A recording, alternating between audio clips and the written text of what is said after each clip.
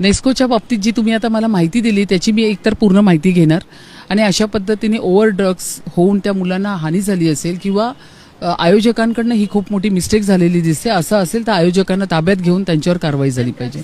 बघा, हे मुंबईचे महापौर ते सांगतात की तुम्ही जी माहिती दिली त्याची मी माहिती घेणार आणि ओव्हर ड्रग्समुळे जे झालंय त्यावर कारवाई होणार. सर्वात बेसिक, सिंपल आणि एक साधी गोष्ट, विदाऊट परमिशन हे जे ऍक्च्युअली ड्रग्स आहे ना ते पूर्ण इलिगल आहे. म्हणजे विदाऊट परमिशन म्हणजे तुम्हाला सांगतो की महापौर, आमदार, आयुक्त ह्याच्यात सगळे जर हे मिळालेले नसतील तर तुम्ही सांगा की एवढ्या मोठ्या प्रमाणात ड्रग्स सप्लाय होणं पॉसिबल आहे का? आज जर ड्रग्स कोणाला पाहिजे तर एका कॉलेजचा साधा मुलाला जरी ड्रग्स पाहिजे तर ते इझिली अवेलेबल आहे.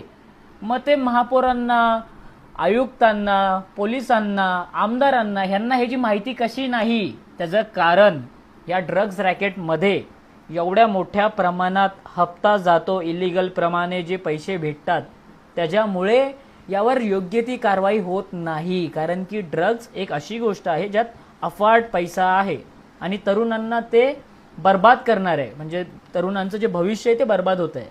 तर मला वाटतं आता ह्या महापौर मॅडम बघूया कोणाकडून काय माहिती घेतील, कारण की प्रत्येक नागरिकाला, प्रत्येक पोराला सगळी माहिती आहे. तर बघूया ह्याच्यावर काय कारवाई होईल ते.